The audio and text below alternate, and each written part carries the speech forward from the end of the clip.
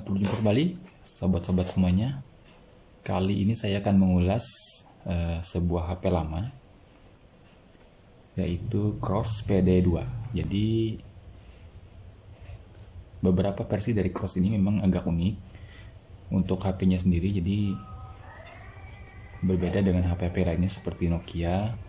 Jadi dia segmennya memang berbeda, menyasar dari para pecinta HP yang biasanya menyukai bentuk-bentuk yang unik. Nah, Cross PD2 ini kalau kita lihat dari boxnya sendiri, dia sudah disematkan LCD dengan ukuran 2,2 inci dan juga sudah layar sentuh, karena kebetulan untuk Cross PD2 ini tidak disertai dengan keyboard secara fisik. Jadi untuk itulah Crossnya sendiri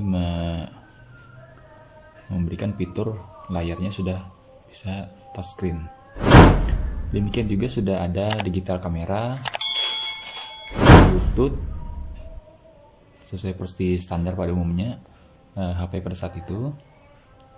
HP ini juga sudah bisa memutar MP3 dan MP4. Untuk videonya 3GP juga sudah bisa diputar. Lalu di dalam HP ini juga sudah ada FM radio. Tentunya untuk FM radio sendiri sudah bisa kita putar jika kita sudah memasang headsetnya. Lalu untuk koneksi internet, dia sudah WAP dengan jaringan GPRS, fitur MMS dan SMS juga sudah ada. Bisa digunakan sebagai modem walaupun memang kecepatannya sangat rendah karena 2G. Yang lainnya mungkin versi standar seperti biasa, seperti phonebook 500, SMS 100 yang bisa disimpan.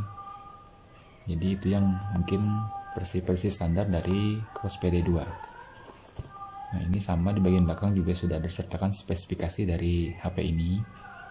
Mungkin langsung kita lihat di bagian dalamnya. Di bagian dalamnya sendiri, pada bagian pertama kita akan menemukan HP-nya sendiri, yaitu Cross PD2. Nah, ini bentuknya memang sangat unik. Jadi dia pada bagian ujung sebelah kiri disertai dengan bagian yang melengkung atau melingkar. Mungkin ini dimaksudkan HP ini bisa digunakan sebagai gantungan kunci ataupun yang lainnya. Jadi bentuk inilah yang membuat HP ini beda dengan HP-HP lainnya. Pada bagian belakang, pada casing penutup sudah ada tulisan mereknya sendiri, yaitu Cross PD2. Maaf, hanya Crossnya sendiri. Jadi ada beda dengan HP lainnya, sudah ada tulisan merek di bagian belakang dan juga bagian depan. Ini untuk HP-nya sendiri. Lalu kita melihat bagian dalamnya, ada disertakan juga kepala adaptor sama kabelnya. Untuk kabelnya sendiri masih menggunakan, untuk koneksinya sama, ini sudah micro USB. Jadi sudah seperti HP-HP Samsung zaman sekarang. Koneksi untuk port untuk koneksi kabelnya adalah micro USB. Lalu ini baterainya. Baterainya berukuran kecil, beda dengan bentuk atau HP-HP Nokia pada umumnya. Untuk Cross sendiri, ini baterainya adalah lithium ion dengan kapasitas 3,7 volt, 1,65 watt horse. Jadi ini ukuran untuk baterai dengan bentuk yang unik tersendiri bentuknya. Jadi mungkin agak susah dicari. Dan yang bagian terakhir adalah headsetnya sendiri. Headsetnya masih dengan koneksi 3,5 mm. Nah, ini masih koneksi seperti dahulu. Lalu yang tidak lupa disertakan juga manual book serta kartu garansi di bagian dalamnya. Mungkin langsung kita ulas untuk HP-nya sendiri.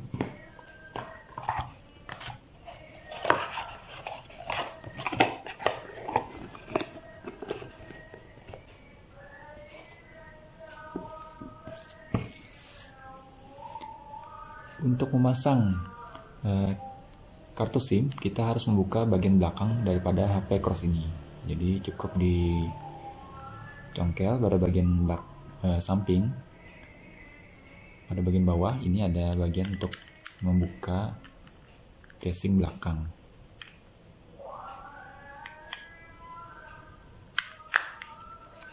Nah, ini bagian dalamnya bisa dilihat.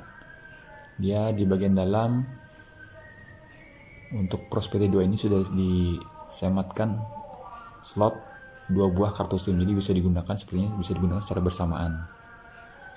Untuk kartu memori yang digunakan adalah micro SD, bisa dimasukkan pada bagian samping, sudah ada slotnya tersendiri.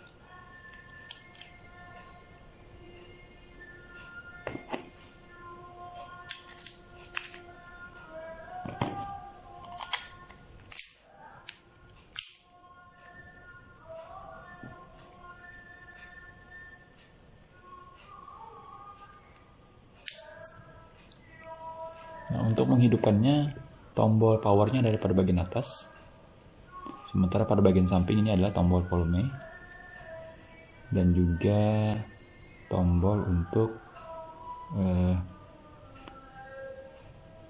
mengecas baterainya. Pada bagian sebelah kiri ada tombol pot untuk audio.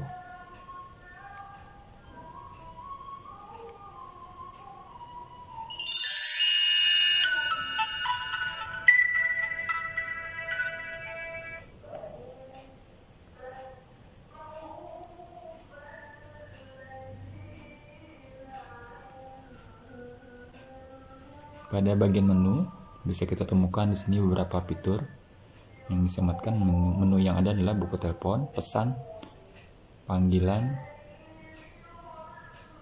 pengaturan, Bluetooth, layanan, multimedia, dan juga profil. Jadi ini bisa kita coba semua. Misalnya untuk menu awal adalah panggilan, ini seperti biasa langsung kita bisa menghubungkan telepon lain dengan memencet tombol numerik yang ada. Jadi untungnya pada HP ini adalah layarnya sudah layar sentuh, sehingga jika kita ingin memencet tombol tidak memerlukan lagi tombol secara fisik karena dia sudah touchscreen. Menu yang lainnya, yang kedua log panggilan, itu seperti biasa daftar panggilan yang ada. Lalu pada fitur multimedia ini ada kameranya sendiri mungkin kualitasnya masih kurang bagus karena mungkin masih VGA, bukan VGA, jadi masih belum jelas. Selain menu kamera, di sini ada juga menu untuk menampilkan foto.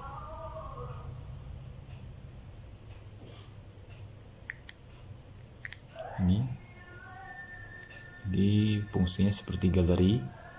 Lalu perekam video untuk merekam video.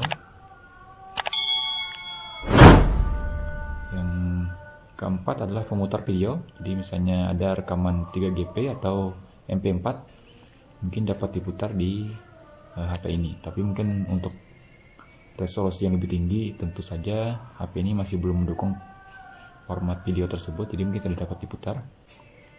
Fitur yang kelima adalah musik, jadi dia akan mencari sendiri musik yang ada di kartu memori seperti ini, tinggal diputar.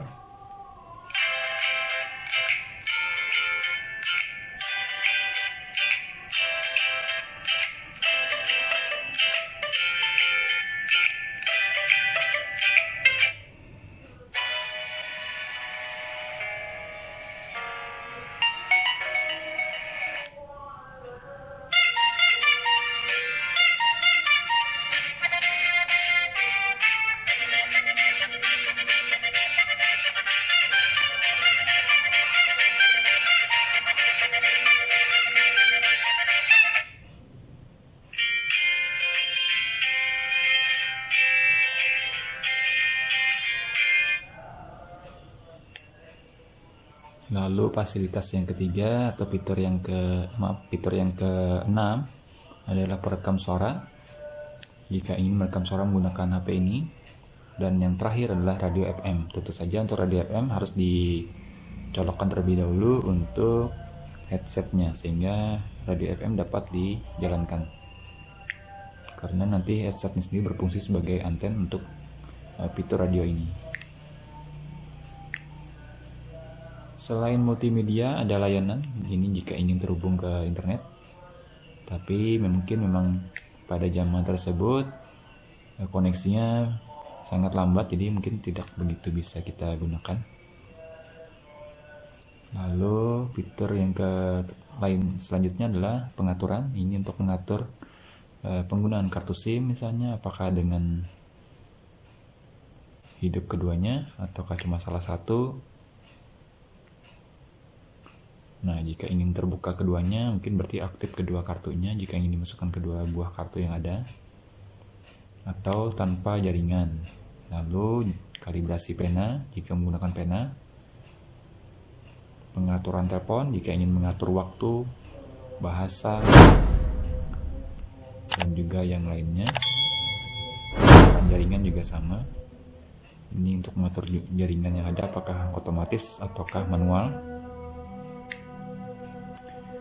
Fitur Bluetooth seperti biasa untuk mengaktifkan Bluetooth dan mencari perangkat yang ada. Tentu saja mungkin dengan jarak yang terbatas, mungkin hanya jarak 10 meter. Fitur profil adalah mengatur jenis profil yang akan digunakan, di mana dalam profil tersebut ada pengaturan, misalnya nada dering dan lain sebagainya. Jadi seperti ini mengatur masing-masing profil, tinggal dipilih pengaturan nadanya, volume, jenis peringatan atau alarm, jenis dering. Nah, ini pengaturan nada. Tentu saja nada yang ada terbatas.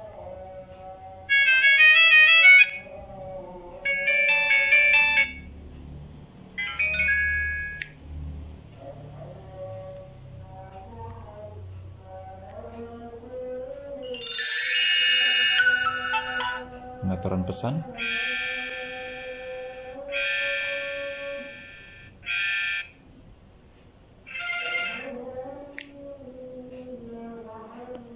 Lalu nada tombol. Jadi pengaturan itu yang ada di bagian profil. Jika sudah diatur, maka kita dapat memilih dengan cepat profil yang sudah kita atur tersebut atau memberi nama profilnya. Menu selanjutnya adalah organisator. Ini untuk melihat kalender, daftar kerja, alarm, jam dunia, pembaca e-book, kalkulator, dan penghitung detik. Ini contohnya jika ingin menggunakan.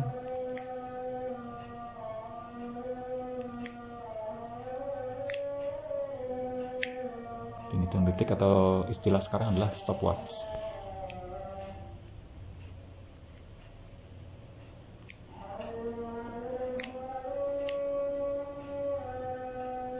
Untuk permainan ada satu jenis yaitu tebakan.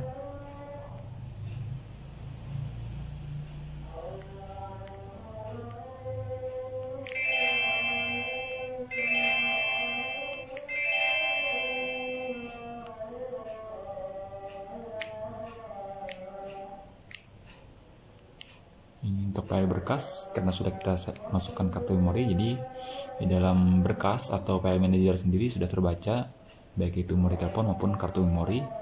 Untuk memori telepon, ini ukurannya yang tersedia adalah hanya T495 KB, jadi hanya kecil sekali, setengah MB. Sementara untuk kartu memori ini sekitar 2 GB. Nah, jadi untuk bacanya sama seperti zaman HP dengan sistem operasi Symbian, jadi seperti itu. Hanya saja untuk sistem operasi ini mungkin masih Java, bukan Symbian dan juga bukan Android. Buku telepon fiturnya seperti biasa, melihat daftar telepon yang sudah kita simpan. Demikian juga dengan pesan. Jadi itu fitur-fitur yang ada di bagian HP Cross PD2 ini.